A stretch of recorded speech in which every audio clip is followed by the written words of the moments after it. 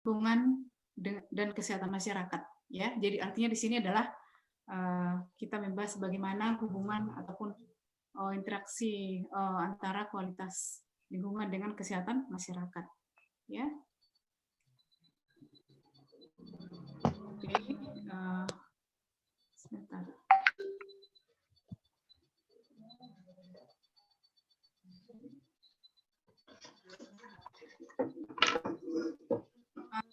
Ya, suara saya. Udah share screen belum ya? Belum bisa share screen. Udah? Sudah. Ya, saya nggak kelihatan ya. Bentar ya.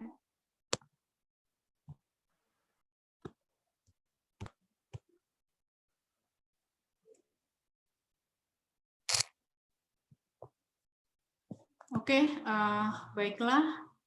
Jadi dalam kita memahami bagaimana hubungan kualitas lingkungan dengan kesehatan masyarakat, jadi tentu kita sudah tahu ya bagaimana hubungan antara manusia dengan lingkungannya, ya. Jadi ini saya rasa sudah paham yang disebut dengan ekologi, ya, sudah pernah belajar saya rasa tentang ekologi ya di semester 2 ya.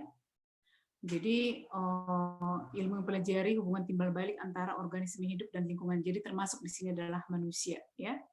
Jadi apa itu lingkungan? Ya, itu adalah meliputi tempat ataupun segala hal, segala sesuatu yang berada di sekitar manusia itu sendiri. Jadi kalau kalian sudah belajar kemarin, lingkungan itu bisa ada lingkungan biotik dan lingkungan abiotik, ya.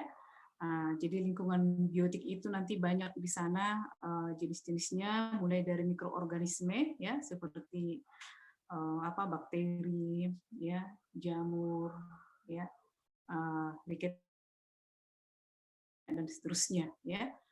Sedangkan yang lingkungan fisik ya meliputi itu, ya. Jadi ada suhu, kelembapan, cahaya, ya. Temperatur tadi suhu ya dan seterusnya. Kemudian ada lingkungan kimia ya, jadi adanya zat-zat kimia yang berada di sekitar manusia ya. Kemudian ada lingkungan sosialnya, interaksi antara manusia dengan manusia lainnya ataupun dengan masyarakat ya. Nah, jadi itu garis besar daripada lingkungan. Jadi segala sesuatu itu tentu ada interaksi antara manusia dengan lingkungannya ya. Jadi di situ hubungan antara makhluk hidup dengan faktor lingkungannya merupakan suatu sistem yang disebut dengan apa? Ekosistem. Jadi dari sinilah nanti dasar bagaimana kualitas lingkungan itu akan mempengaruhi status ataupun derajat kesehatan masyarakat ya. Jadi tentu kualitas lingkungan itu sangat menentukan nanti bagaimana status ataupun derajat kesehatan masyarakat ya. Jadi hal penting yang menyangkut manusia dengan lingkungannya itu adalah adanya interaksi manusia dengan lingkungannya ya. Adanya pengaruh manusia terhadap lingkungan. Ya, kenapa lingkungan itu rusak ya? Jadi kebanyakan itu adalah akibat ulah manusia ataupun secara antropogenik ya, buatan ya. Jadi kenapa terjadi kebakaran hutan, misalnya banjir, longsor ya. Jadi tentu di situ tidak semerta-merta itu adalah hanya faktor alam saja, tapi itu adalah akibat perbuatan manusia juga ada di dalamnya ya. Kemudian pengaruh lingkungan terhadap kesehatan manusia terhadap masyarakat ya. Kenapa jadinya seperti itu ya? Jadi ketika lingkungan sudah rusak ya, ekosistem terganggu ya, jadi apa yang terjadi terhadap manusia tentu akan terjadi dampak buruk ya, baik itu dari kesehatannya ya, dari aspek daya dukung lingkungan yang akan semakin menurun ya, kemampuan lingkungan untuk mengembalikan kualitas lingkungan ambiennya itu akan menurun sehingga terjadilah penyakit-penyakit menular ya misalnya dan seterusnya ya. Jadi artinya di sini adalah sebenarnya saling mempengaruhi ya. Nah, itu hal penting yang menyangkut hubungan antara manusia dengan lingkungannya, sehingga nanti di sini akan terjadi bahwa kualitas lingkungan itu akan menentukan bagaimana derajat ataupun status kesehatan manusia ataupun masyarakat itu sendiri. Jadi demikian juga dalam hubungannya dengan lingkungan, ya. Jadi tadi kan ada apa namanya, lingkungan sosial, interaksi antar manusia dengan sesamanya, ya, ataupun dengan masyarakat sekitar, ya. Nah, jadi ini nanti juga akan berpengaruh terhadap apa sosial budaya, ya. Jadi budaya. Jadi ada budaya-budaya tertentu. Artinya gini, jadi hubungan manusia dan lingkungan itu dipengaruhi oleh budaya juga jadinya, ya. Jadi hubungan antara manusia dengan lingkungan bisa dipengaruhi oleh budaya. Jadi ada budaya-budaya tertentu di suatu masyarakat ataupun ya di suatu masyarakat yang dapat jadinya merusak apa lingkungan ataupun yang mengganggu apa ekosistem misalnya, ya. Jadi di setiap daerah ataupun etnik itu bisa saja ada apa budaya-budaya yang sifatnya itu mengarah kepada apa namanya terjadinya kerusakan lingkungan dan sebaliknya, ya.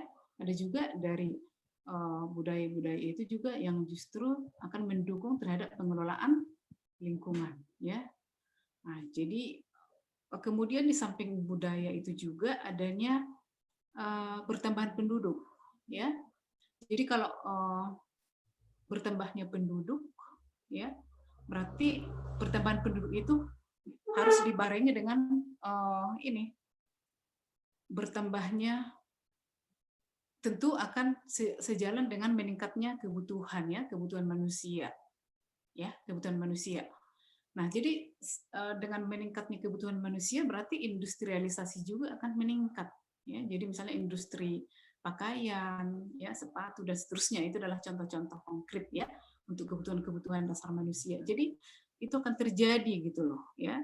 Jadi seiring dengan pertumbuhan penduduk ataupun bertambahnya populasi, meningkatnya juga kebutuhan populasi tersebut, ya, sehingga memicu meningkatnya industrialisasi. Nah, kita tahu bahwa industrialisasi ini akan menimbulkan apa? Menimbulkan pencemaran lingkungan, ya, pencemaran lingkungan terutama jika tidak dibarengi dengan upaya-upaya pengelolaan lingkungan, ya. Jadi saya rasa kalian sebagai orang lingkungan sudah pernah belajar tentang isu-isu krisis lingkungan, ya, environmental crisis, ya.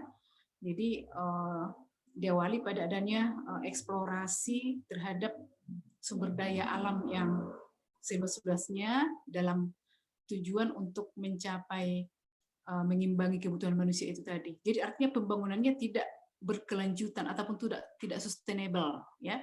Jadi tidak mempertimbangkan apa kelestarian lingkungan. Itu yang terjadi dulu kan. Jadi manusia itu hanya berfokus pada gimana caranya agar dapat mencapai kebutuhan ini, ya. Jadi kalau misalnya ada industri ya, misalnya tadi industri tekstil ataupun industri lainnya lah, ya, yang menjadi kebutuhan masyarakat. Jadi di situ fokus utamanya adalah gimana caranya meningkatkan produksi, ya kan? Produksi tanpa dibarengi dengan apa? Tanpa dibarengi dengan upaya-upaya pengelolaan lingkungan. Jadi misalnya limbah cairnya, ya, limbah cairnya tidak dikelola dengan baik, tidak dikelola dengan standar operasional prosedur, ya, ataupun dengan peraturan. Akhirnya dia akan menimbulkan pencemaran kan, dia akan membuangnya misalnya ke badan air ataupun ke sungai, ke badan air lainnya dengan nilai baku efluen yang tidak memenuhi lingkungan, tentu terjadi apa? Pencemaran lingkungan. Kita tahu juga bahwa kontributor paling besar dalam menimbulkan pencemaran lingkungan, ya, yang kebanyakan adalah bersifat B3, limbah B3 adalah industri, ya, industri-industri tekstil, industri-industri elektronik, industri-industri penyamakan kulit, pokoknya industri-industri yang banyak menggunakan bahan baku ataupun bahan penolong bersifat B3. Nah, itu contohnya, ya. Jadi pencemaran ini, jadi kalau tidak dilakukan pengelolaan lingkungan, ya, tidak dilakukan pengelolaan terhadap itu apa tadi limbah-limbah tadi, baik itu gas, padat dan cair, maka terjadi pencemaran tadi yang akan merusak ekosistem di lautan misalnya atau di perairan, akan berpengaruh, ya. Jadi ketika limbah misalnya dibuang tanpa memenuhi baku mutu efluen, ternyata dia banyak mengandung kuprun, ya, dia banyak mengandung kadmium misalnya. Ternyata dia akan mengganggu ekosistem di perairan. Dimulai dari logam-logam berat itu tadi akan mengontaminasi biota-biota di dalam air, ya, biota-biota di dalam air. Apa biota-biota di dalam air? Dimulai dari fitoplankton. Fitoplankton itu jadi kalau kita lihat nanti akan ada tingkat topik makanan di suatu populasi, ya, ataupun rantai makanan, ya, rantai makanan. Jadi fitoplankton kan dimakan oleh zooplankton. Nah, zooplankton dimakan oleh binatang-binatang yang kecil, binatang kecil dimakan lagi yang agak lebih, dan seterusnya sampailah kepada ikan-ikan yang besar misalnya. Jadi artinya kontaminan-kontaminan tadi yang bersifat kimikal ataupun toksikan-toksikan itu tadi akan semakin menumpuk di dalam tubuh hewan-hewan yang besar tadi. Terjadi biomagnifikasi, pelipatan biologi daripada chemical hazard itu tadi di dalam tubuh manusia, di dalam tubuh ikan maksud saya. Nah, ikan itu dikonsumsi oleh manusia. Nah, jadi sekarang di mana toksikan yang paling banyak? Itu akan terdapat di tubuh manusia, maka terjadilah apa? Terjadilah ledakan-ledakan seperti kasus Minamata, ya, itai disease, contoh-contohnya itu zaman dulu, ya. Jadi kalau sekarang itu tidak boleh lagi terjadi, ya, dengan cara apa? Dengan cara mengelola lingkungan. Artinya maka harus ada audit lingkungan, ya, di audit misalnya limbah cair. Kan setiap industri tadi sudah punya AMDAL, ya, di AMDAL-nya itu mereka sudah punya RPL, RKL. Nah, jadi itu oleh BLH itu selalu dipantau bagaimana kualitas limbah yang mereka buang ke perairan gitu. Ya. Jadi kalau di atas nilai baku mutu, maka mereka akan dilakukan untuk memperbaiki, ya, ada temuan-temuan minor, ada temuan mayor. Nah, kalau tidak bisa lagi diperbaiki, maka dilakukan sanksi gitu loh, ya. Jadi artinya bahwa pengelolaan lingkungan itu sekarang sudah semakin gencar dilakukan, baik itu secara nasional maupun secara internasional dengan adanya sekarang kan kesepakatan-kesepakatan secara internasional seperti ekonomi hijau. Itu kenapa ada ekonomi hijau misalnya?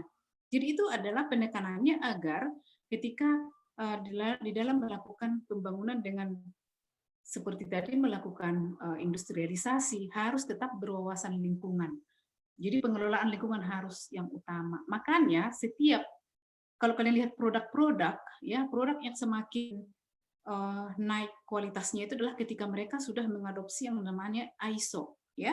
Jadi ISO lingkungan 14.000 seri misalnya. Jadi kalau mereka sudah punya itu, oh itu sudah bagus pengelolaan lingkungannya, sudah tersertifikasi, ya. Nah, itu sekarang di berbagai industri sekarang otomotif, industri mobil dan seterusnya, ya.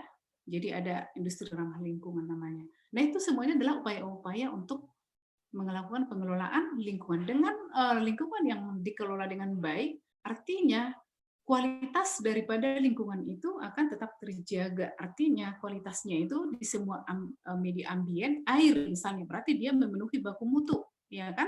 Udara ambien sebagai penerima polutan, artinya memenuhi baku mutu, ya, dan semuanya itu. Nah, itulah yang seharusnya, ya, dicapai, ya. Demikian, ya. Kemudian tapi yang menjadi masalah itu adalah masih belum seperti apa yang diharapkan. Walaupun memang ya upaya dari manusia itu selalu ada untuk mengelola lingkungan, ya, bagaimana caranya untuk memitigasi, ya, pencemaran itu, membatasi. Tapi yang namanya itu pencemaran selalu terjadi, ya, karena banyak faktor yang bisa mempengaruhi di situ, dari individu juga, ya, dari aspek ekonomi, ya, dan seterusnya. Nah, sehingga dampak ini tidak bisa juga istilahnya kita hindari ketika lingkungan sudah rusak, ya, ataupun sudah mengalami gangguan. Jadi dampak buruknya pada manusia dan lingkungannya, ya. Dan pencemaran ini sampai sekarang ini juga masih apa ya, masalah-masalah lingkungan yang menonjol, ya. Jadi mungkin pernah juga kalian dengar beberapa tahun yang lalu, industri ataupun pabrik yang membuang limbahnya ke sungai, ya, kasus-kasus seperti Teluk Buyat misalnya, ataupun seperti pencemaran udara oleh apa kemarin itu ada kebocoran cerobong gas, ya. Nah, itu jadi memang itu masih terjadi, tapi tetap dilakukan upaya untuk memitigasinya, untuk apa menguranginya, meminimais, ya gitu, karena memang ya masih sampai sekarang ini juga pencemaran itu masih masalah lingkungan yang utama, ya.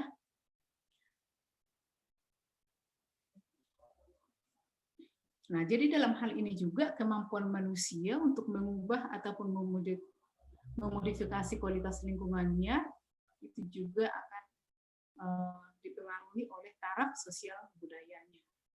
Jadi artinya orang yang dengan pendidikan yang tinggi, walaupun memang tidak semuanya ya, bukan berarti orang yang dengan pendidikan tinggi itu otomatis dia dapat menerapkan paradigma pengelolaan lingkungan yang baik, belum tentu. Ya, ada aja misalnya ya tidak memperdulikan lingkungan gitu ya, walaupun memang tahu itu banyak kan, kita aja juga mungkin seperti itu, bahkan kita orang lingkungan juga seperti itu ya.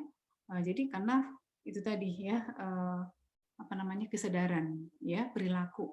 Namun sebenarnya ada juga pengaruh daripada sosial ekonomi. Jadi tidak semuanya. Jadi semakin tinggi harusnya pemahaman setiap orang terhadap pengelolaan lingkungan harusnya semakin baik ya upaya-upaya yang dilakukan. Ya, tapi semuanya tidak selalu berbanding lurus ya.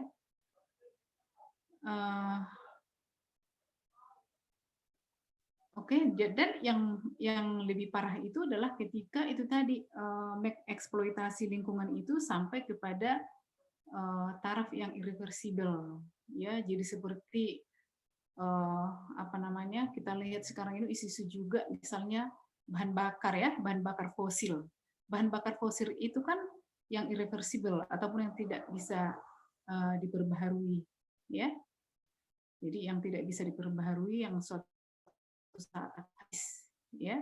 Jadi eksploitasi terhadap ini juga selain akan sustainable, artinya nanti ya anak cucu kita ke belakang nanti bisa saja tidak menikmati lagi seperti kita menikmati sekarang. Nah, selain itu juga menghasilkan efek ataupun dampak negatif yang cukup besar. Kenapa? Karena banyaknya apa emisi, ya emisi tahu kan? Jadi kalau emisi bahan bakar fosil itu kan sebenarnya banyak mengandung gas-gas berbahaya dan atau beracun, ya. Nah, jadi penggunaannya yang juga akan kualitas udara apa ambien, ya. Makanya sekarang ini dilakukan berbagai upaya untuk meminimais penggunaan bahan-bahan bakar berbahan fosil, ya. Macam-macamnya sekarang upaya-upaya yang dilakukan, ya. Jadi bisa lewat misalnya manajemen transportasi. Ya, manajemen transportasi itu kenapa perlu dilakukan? Jadi itu adalah untuk mengatur ataupun meminimalkan emisi. Jadi kalau di daerah-daerah yang macet, misalnya kalau tidak dibatasi jumlah kendaraan, tidak dibatasi rute misalnya ya, ataupun tidak dibatasi apa namanya, atau tidak dibuat misalnya seperti flyover ataupun underpass, itu kan akan memungkinkan terjadinya kemacetan. Nah, kalau terjadi kemacetan, itu akan apa? Menimbulkan meningkatnya polusi ataupun meningkatnya emisi gas-gas yang dibakar tidak sempurna seperti karbon monoksida, yang berbahaya ke lingkungan, ya, dan juga terjadi pemborosan gitu loh, ya. Nah, jadi itulah makanya perlu dilakukan manajemen transportasi itu, ya. Jadi misalnya menambah jumlah angkutan umum agar orang semakin sedikit menggunakan mobil pribadi, misalnya ataupun kendaraan pribadi, atau misalnya mengkonversi bahan bakar. Jadi kalau angkutan kota di Palembang itu sudah ada misalnya pakai gas gitu, ya.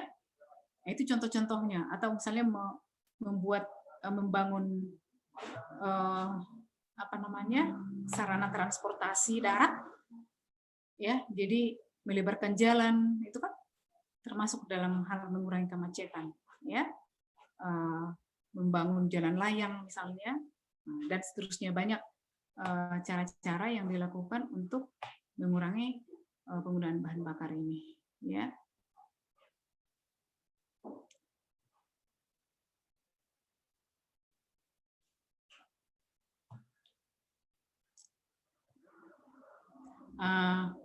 Kemudian kita lihat ya berikutnya.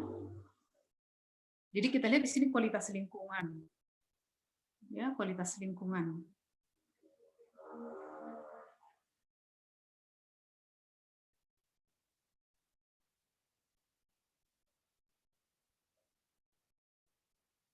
Sebentar ya.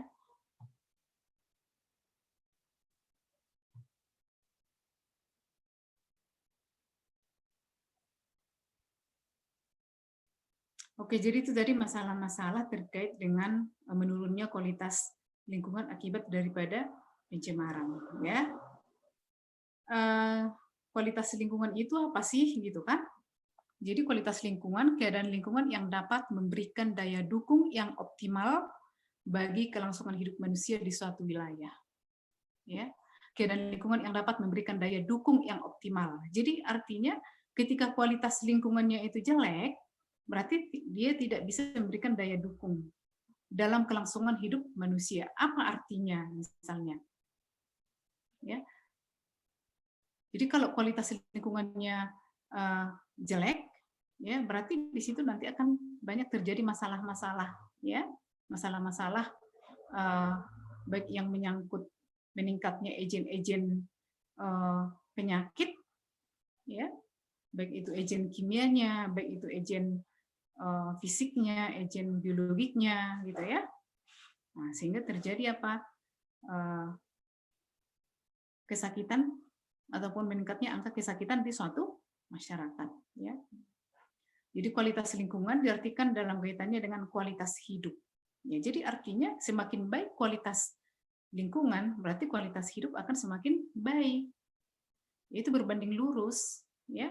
Jadi coba kamu bandingkan misalnya orang yang hidup di daerah selam area, ya, ataupun daerah-daerah kumuh dengan di daerah pemukiman yang sehat. Kira-kira di mana sih yang tinggi angka kesakitannya? Misalnya kamu lihat rusun, tahu rusun ya yang di Palembang?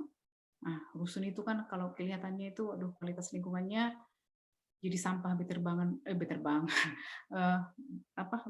sebaran begitu ya. Nah, kemudian padat. Jadi dalam kondisi-kondisi seperti itu artinya kualitas udaranya akan buruk, ya. Demikian juga dengan kualitas airnya, ya. Kemudian penyebaran vektor, ya. Nah, jadi ketika lingkungan sudah memiliki kualitas yang jelek, berarti itu akan berpengaruh terhadap jeleknya kualitas hidup. Nah,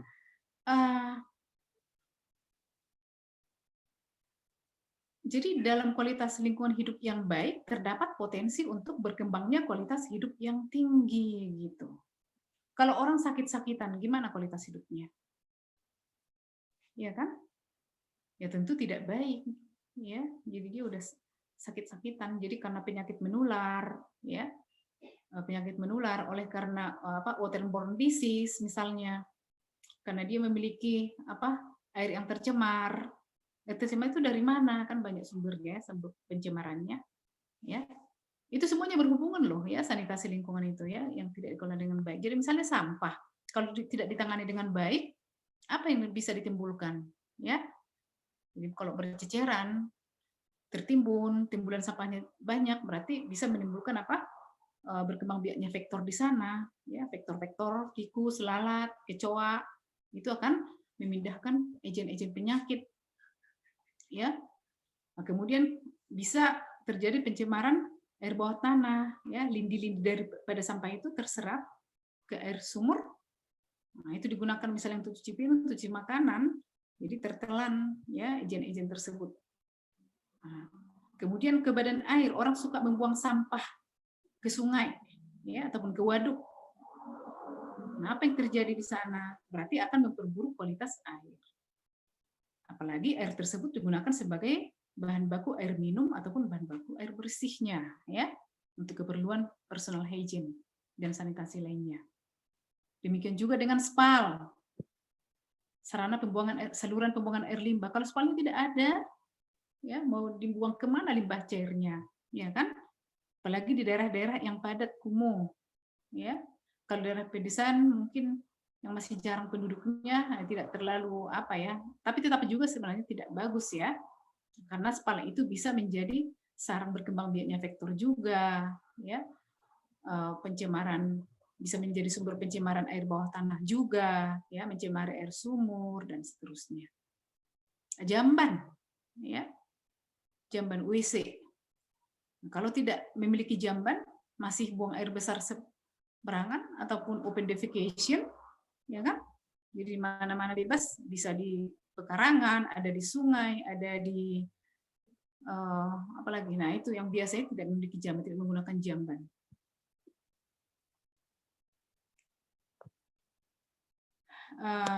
Oke. Nah, itu kualitas lingkungan. Jadi artinya kualitas lingkungan itu akan akan berpengaruh terhadap kualitas hidup. Jadi artinya ya kalau kualitas lingkungannya baik, berarti akan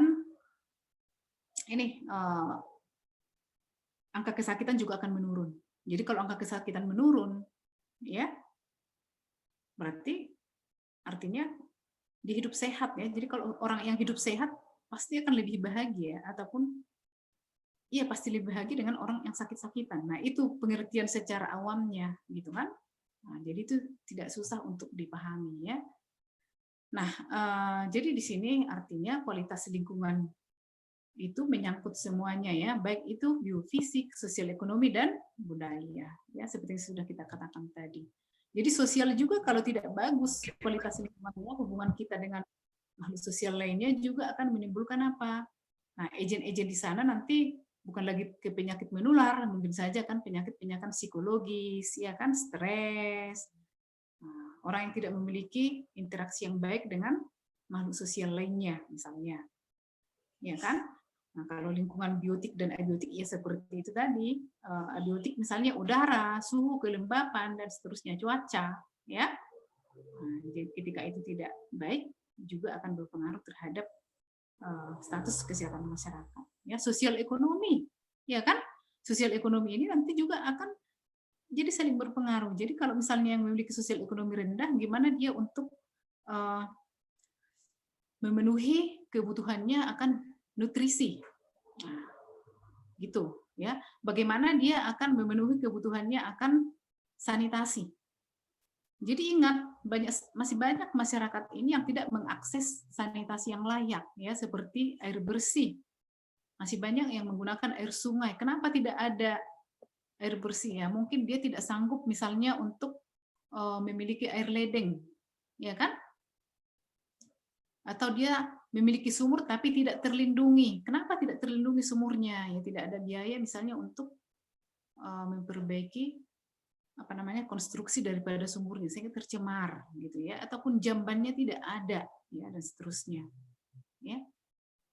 Nah, jadi ini juga akan berpengaruh nanti ya terhadap itu status kesehatan. Ini kan berpengaruh terhadap kualitas lingkungan.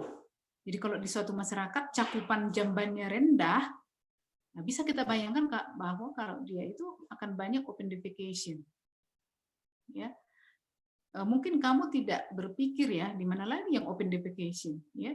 Jadi kalau kamu misalnya ke desa-desa ataupun ke daerah-daerah dusun sana, jadi mereka itu masih banyak yang open defecation. Jadi misalnya cemplung ke air, ke sungai, itu kan termasuk di situ. Jadi tidak ada septic tanknya, tidak ada penampungan tinjanya. Nah itu mencemari airnya langsung, dan itu juga nanti airnya yang digunakan. Nah itu menjadi tingginya penyakit menular yang berhubungan dengan saluran pencernaan, waterborne disease ya, di daerah-daerah lahan basah ataupun seperti pinggiran sungai. Ya, itu menjadi masalah. Ya. Kemudian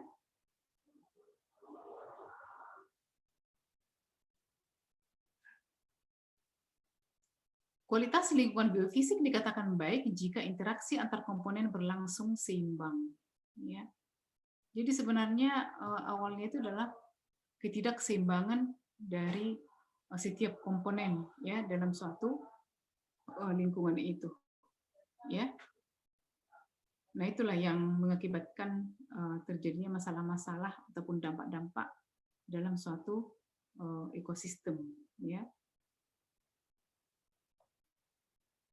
Jadi kualitas lingkungan biofisik dikatakan baik jika adanya interaksi antar komponen berlangsung secara seimbang. Itu, ya. Nah, jadi bagaimana cara kita kemarin untuk mengetahui kualitas lingkungan? Ada yang masih ingat? Untuk mengetahui kualitas lingkungan itu gimana caranya?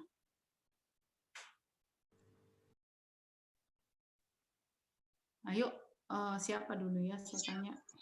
Ayu Septrianti. Ayu Septrianti. Coba di unmute deh. Nah, coba menurut Ayu, gimana caranya kita untuk mengetahui kualitas lingkungan? Coba di wajah ini kurang kelihatan. Nah, udah. Nah, ayo.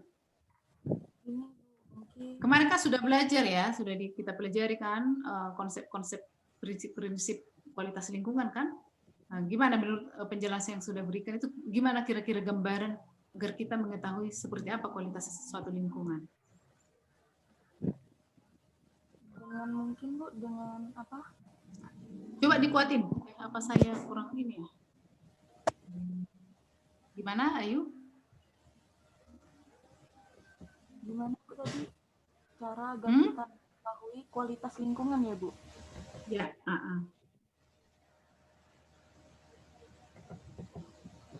Untuk mengetahui kualitas lingkungan ini gimana caranya? Sebentar ya Bu.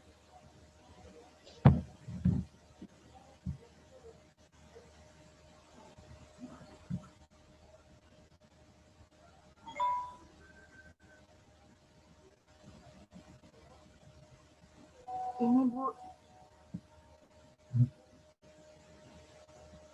Untuk mengetahui kualitas lingkungan. Berarti apa yang harus kita lakukan?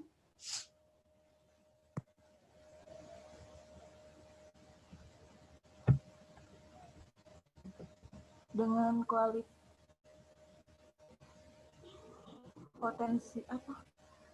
kualitas hidup yang tinggi itu kan diukur dari 3 indikator Bu, yaitu terpenuhinya kebutuhan untuk hidup sebagai makhluk hayati, itu seperti udara, air bersih, pangan, kesempatan mendapatkan keturunan, perlindungan terhadap serangga, penyakit, dan manusia.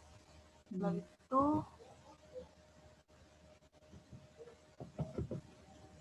nah sekarang itu kan kalau kualitas lingkungannya baik itu akan mendukung terjadinya itu kan. Nah sekarang gimana caranya untuk mengetahui kualitas lingkungan?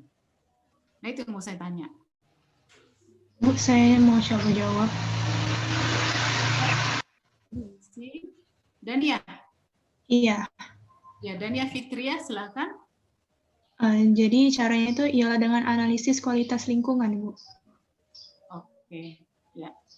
Iya, jadi itulah inti yang harus kita pelajari dalam satu semester ini. Iya kan? Gimana caranya kita mengetahui kualitas lingkungan X itu buruk, lingkungan Y itu baik, ya kan? Nah, berarti harus dilakukan apa? Analisis, ya, analisis kualitas lingkungan. Kemarin kan sudah saya jabarkan secara general langkah-langkah dalam melakukan analisis kualitas lingkungan, ya kan?